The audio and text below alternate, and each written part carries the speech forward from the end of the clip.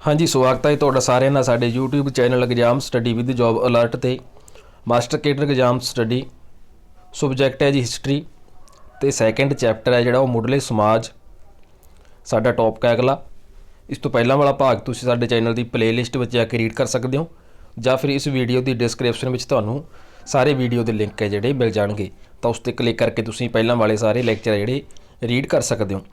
So channel ਨੂੰ subscribe ਜ਼ਰੂਰ ਕਰ ਲਿਓ ਜੀ, ਤਾਂ ਤੁਹਾਨੂੰ ਇਸੇ ਤਰ੍ਹਾਂ नवे चैप्टर ते वीडियो की अपडेट है जी समय सिर मिलती रहे।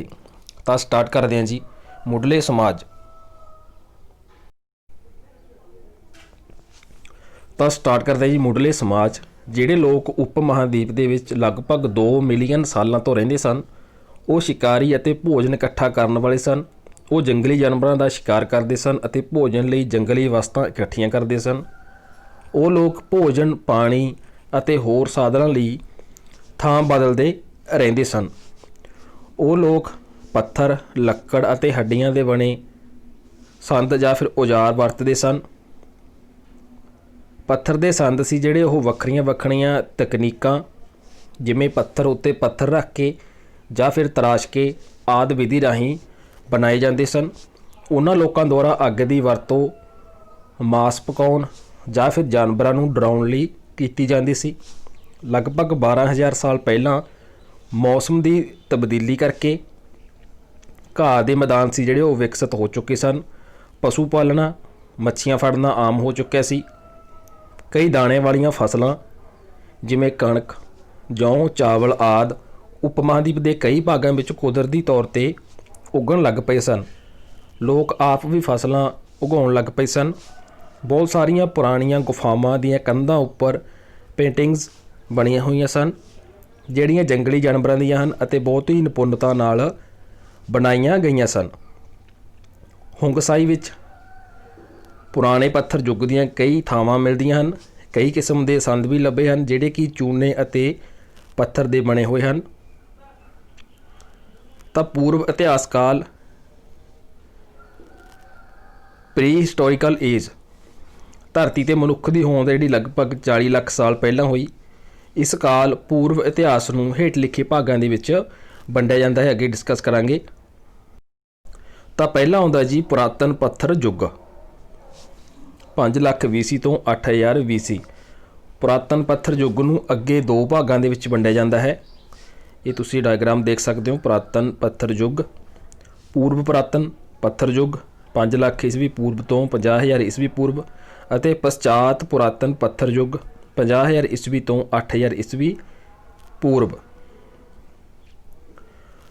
अगे कुछ अवशेष प्राप्त होए सीगे स्थानों तो, वो स्थान बारे तुहानूं असीं जानकारी देवांगे। इस ते अक्सर जिहड़ा प्रश्न पूछा जाता है।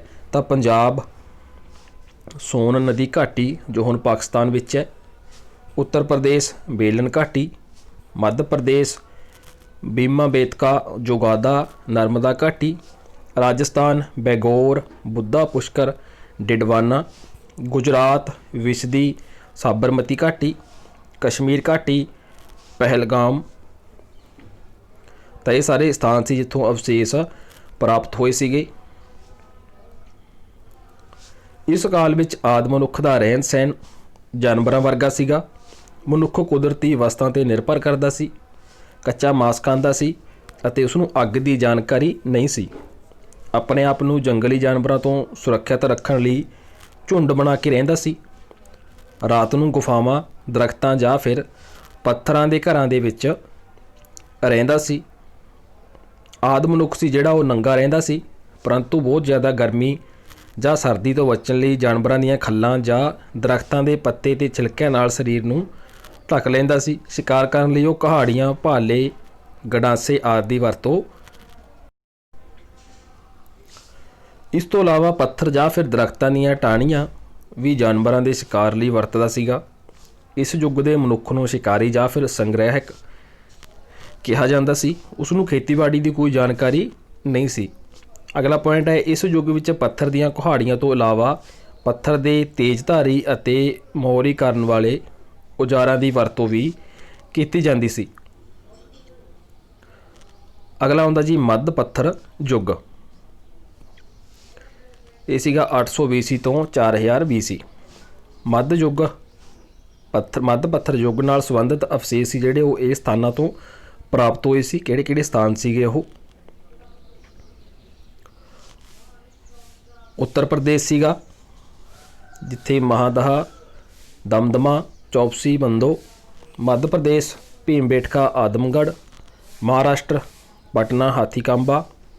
ਆਂਧਰਾ ਪ੍ਰਦੇਸ਼ ਨਿਲੌਰ, ਕੁਰੂਨੂਲ ਗੁਫਾਵਾਂ। ਰਾਜਸਥਾਨ ਤਿਲਵਾੜਾ ਅਤੇ ਬੈਗੋਰ।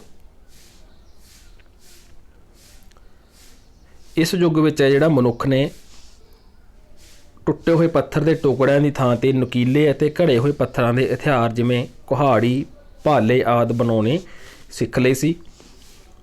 ਲੱਕੜ ਦੀ ਲੰਬੀ ਡੰਡੀ ਨਾਲ ਪੱਥਰ ਬੰਨ੍ਹ ਕੇ ਪ੍ਰਭਾਵਸ਼ਾਲੀ ਹਥਿਆਰ ਬਣਾ ਲਏ ਸੀਗੇ। ਉਸ ਨੂੰ ਪਤਾ ਲੱਗ ਗਿਆ ਸੀ ਕਿ ਅਨਾਜ ਨੂੰ ਲੰਬਾ ਸਮਾਂ ਇਕੱਠਾ ਕਰਕੇ ਰੱਖਿਆ ਜਾ ਸਕਦਾ ਹੈ, ਜਿਸ ਕਾਰਨ ਉਸਨੇ ਅਨਾਜ ਇਕੱਠਾ ਕਰਨਾ ਸ਼ੁਰੂ ਕਰ ਦਿੱਤਾ ਸੀ। ਤਾਂ ਅਨਾਜ ਬਾਰੇ ਹੈ ਜਿਹੜਾ ਮੱਧ ਕਾਲ ਦੇ ਵਿੱਚ ਮਨੁੱਖ ਨੂੰ ਪਤਾ ਲੱਗਿਆ ਸੀਗਾ। ਤਾਂ ਇਸ 'ਤੇ ਪ੍ਰਸ਼ਨ ਪੁੱਛਿਆ ਜਾਂਦਾ ਹੈ। ਅਗਲਾ ਪੁਆਇੰਟ ਹੈ, ਲੱਕੜੀ, ਬਾਂਸ ਅਤੇ ਪੱਤਿਆਂ ਦੀਆਂ ਝੋਪੜੀਆਂ ਬਣਾਉਣ ਲੱਗ ਗਿਆ ਸੀ। ਪਿੰਡ ਬਣਾ ਕੇ ਸਥਾਈ ਰੂਪ ਵਿੱਚ ਰਹਿਣ ਲੱਗ ਗਿਆ ਸੀ। ਅੱਗੇ ਆਉਂਦਾ ਜੀ ਨਵੀਨ ਪੱਥਰ ਯੁੱਗ, 4000 BC ਤੋਂ 2400 BC। ਇਸ ਯੁੱਗ ਨਾਲ ਸੰਬੰਧਿਤ ਅਵਸ਼ੇਸ਼ ਹੇਠ ਲਿਖੇ ਸਥਾਨਾਂ ਤੋਂ ਮਿਲੇ ਸੀਗੇ। ਕਿਹੜੇ ਕਿਹੜੇ ਸਥਾਨ ਸੀਗੇ? ਕਸ਼ਮੀਰ, ਵਰਜ਼ਹੋਮ। ਕਰਨਾਟਕ, ਬ੍ਰਹਮਗਿਰੀ। ਬਿਹਾਰ, ਚਿਰਾਂਡ। ਤਮਿਲਨਾਡੂ, ਪੋਇਓਮਪਲੀ। ਇਸ ਯੁੱਗ ਦੇ ਵਿੱਚ ਜੋ ਮਨੁੱਖ ਨੇ ਅਨਾਜ ਉਗਾਉਣਾ ਅਤੇ ਭੋਜਨ ਪਕਾਉਣਾ ਸ਼ੁਰੂ ਕਰ ਦਿੱਤਾ ਸੀ। ਹਥਿਆਰ ਪਹਿਲਾਂ ਨਾਲੋਂ ਤੇਜ਼ ਅਤੇ ਹਲਕੇ ਹੋ ਗਏ ਸੀ। ਭੋਜਨ ਪਕਾਉਣ ਅਤੇ ਰੱਖਣ ਲਈ ਮਿੱਟੀ ਦੇ ਬਰਤਨ ਬਣਾਉਣੇ ਸ਼ੁਰੂ ਕਰ ਦਿੱਤੇ ਸਨ। ਗੁਫਾਵਾਂ ਅਤੇ ਪੱਥਰ ਦੇ ਵਿਸ਼ਰਾਮ ਘਰਾਂ ਦੇ ਵਿੱਚ ਦੀਵਾਰਾਂ 'ਤੇ ਚਿੱਤਰਕਾਰੀ ਕਰਨੀ ਸ਼ੁਰੂ ਕਰ ਦਿੱਤੀ ਸੀ। ਨਵੀਨ ਪੱਥਰ ਯੁੱਗ ਦੇ ਮਨੁੱਖ ਦੁਆਰਾ ਬਣਾਏ ਗਏ ਚਿੱਤਰ ਨੂੰ ਸੰਸਾਰ ਦੀ ਪਹਿਲੀ ਘਰ ਸਜਾਵਟ ਕਿਹਾ ਜਾਂਦਾ ਹੈ। ਤਾਂ ਬਹੁਤ ਇੰਪੋਰਟੈਂਟ ਲਾਈਨ ਹੈ ਇਹ, ਇਸ 'ਤੇ ਪ੍ਰਸ਼ਨ ਪੁੱਛਿਆ ਜਾ ਸਕਦਾ ਹੈ। ਭਾਰਤ ਵਿੱਚ ਆਦਿ ਮਨੁੱਖ ਦੁਆਰਾ ਬਣਾਏ ਗਏ ਪੱਥਰ ਚਿੱਤਰ ਭੋਪਾਲ ਨੇੜੇ ਭੀਮਬੇਟਕਾ MP ਵਿੱਚ ਮਿਲੇ ਸਨ। ਮਨੁੱਖ ਨੇ ਕੀਮਤੀ ਪੱਥਰਾਂ, ਪੱਕੀ ਮਿੱਟੀ, ਹਾਥੀ ਦੰਦ ਤੋਂ ਮਣਕੇ ਬਣਾ ਕੇ ਉਹਨਾਂ ਦੀ ਗਹਿਣੇ ਦੇ ਰੂਪ ਵਿੱਚ ਵਰਤੋਂ ਸ਼ੁਰੂ ਕੀਤੀ ਸੀ। ਇਸ ਯੁੱਗ ਦੀ ਮਹੱਤਵਪੂਰਨ ਪ੍ਰਾਪਤੀ ਖੇਤੀਬਾੜੀ ਦੀ ਸ਼ੁਰੂਆਤ ਸੀ। ਆਦਿ ਮਨੁੱਖ ਨੇ ਸਭ ਤੋਂ ਪਹਿਲਾਂ ਉਹ ਪੌਦੇ ਉਗਾਏ ਜੋ ਆਪ ਉੱਗੇ ਸਨ। ਏਸ਼ੀਆ ਨੇੜੇ ਕਣਕ ਅਤੇ ਹੋਰ ਅਨਾਜ ਆਪ ਉੱਗੇ ਸਨ। ਤਾਂ ਇੱਥੇ ਪ੍ਰਸ਼ਨ ਪੁੱਛਿਆ ਜਾ ਸਕਦਾ ਕਿ ਕਣਕ ਅਤੇ ਅਨਾਜ ਆਪਣੇ ਆਪ ਪੌਦੇ ਸੀ ਜਿਹੜੇ ਕਿੱਥੇ ਉੱਗੇ ਸੀ? ਤਾਂ ਇਹ ਏਸ਼ੀਆ ਦੇ ਨੇੜੇ ਸੀਗੇ, ਜੋ ਮਨੁੱਖ ਵੱਲੋਂ ਨਹੀਂ ਉਗਾਏ ਗਏ ਸੀ, ਆਪਣੇ ਆਪ ਯਾਨੀ ਕਿ ਕੁਦਰਤੀ ਤੌਰ 'ਤੇ ਉੱਗੇ ਸੀਗੇ।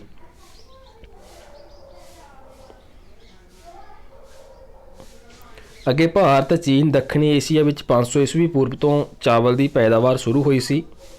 ਆਦਮ ਮਨੁੱਖ ਕਪਾਹ ਅਤੇ ਉੱਨ ਤੋਂ ਤਿਆਰ ਕੀਤੇ ਕੱਪੜੇ ਪਹਿਨਣ ਲੱਗਾ ਸੀਗਾ। ਅੱਗੇ ਨਵੀਨ ਪੱਥਰ ਦੇ ਯੁੱਗ ਦੀਆਂ ਕ੍ਰਾਂਤੀਕਾਰੀ ਖੋਜਾਂ ਕਿਹੜੀਆਂ ਸੀਗੀਆਂ ਜਿਨ੍ਹਾਂ ਨੇ ਮਨੁੱਖੀ ਜੀਵਨ ਜਿਹੜਾ ਉਹ ਬਦਲ ਦਿੱਤਾ ਸੀਗਾ? ਤਾਂ ਪਹਿਲਾ ਸੀਗਾ ਅੱਗ ਦੀ ਖੋਜ। ਜਦੋਂ ਪੱਥਰ ਦੇ ਰਗੜਨ ਨਾਲ ਅੱਗ ਨਿਕਲੀ ਤਾਂ ਅੱਗ ਦੀ ਖੋਜ ਹੋਈ ਸੀ। ਪਹੀਏ ਦੀ ਖੋਜ, ਮਨੁੱਖ ਨੇ ਲੱਕੜੀ ਦੇ ਗੱਠੇ ਨੂੰ ਰੇੜ ਕੇ ਇਹ ਗੱਲ ਸਿੱਖੀ ਤੇ ਪਹੀਏ ਦੀ ਖੋਜ ਹੋਈ।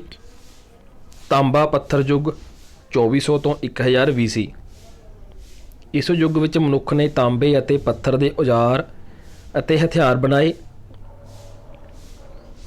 ਇਸ ਯੁੱਗ ਨਾਲ ਸੰਬੰਧਿਤ ਅਵਸ਼ੇਸ਼ ਬਲੋਚਿਸਤਾਨ, ਸਿੰਧ, ਪੰਜਾਬ ਦੇ ਅਨੇਕਾਂ ਸਥਾਨ, ਆਹਰ ਤੇ ਗਿਲੁੰਡ ਰਾਜਸਥਾਨ, ਆਲਮਗੀਰਪੁਰ ਤੇ ਇਲਾਹਾਬਾਦ ਉੱਤਰ ਪ੍ਰਦੇਸ਼, ਚਿਰਾਂਡ ਬਿਹਾਰ, ਲੋਥਲ ਗੁਜਰਾਤ, ਕਾਠੀਆਵਾੜ, ਜੋਰਵੇ ਮਹਾਰਾਸ਼ਟਰ, ਮਾਸਕੀ ਅਤੇ ਬ੍ਰਹਮਗਿਰੀ ਕਰਨਾਟਕ ਆਦਿ ਸਥਾਨਾਂ ਤੋਂ ਪ੍ਰਾਪਤ ਹੋਈ ਸੀ। ਇਸ ਕਾਲ ਦੇ ਵਿੱਚ ਲੋਕ ਕੱਚੀਆਂ ਇੱਟਾਂ,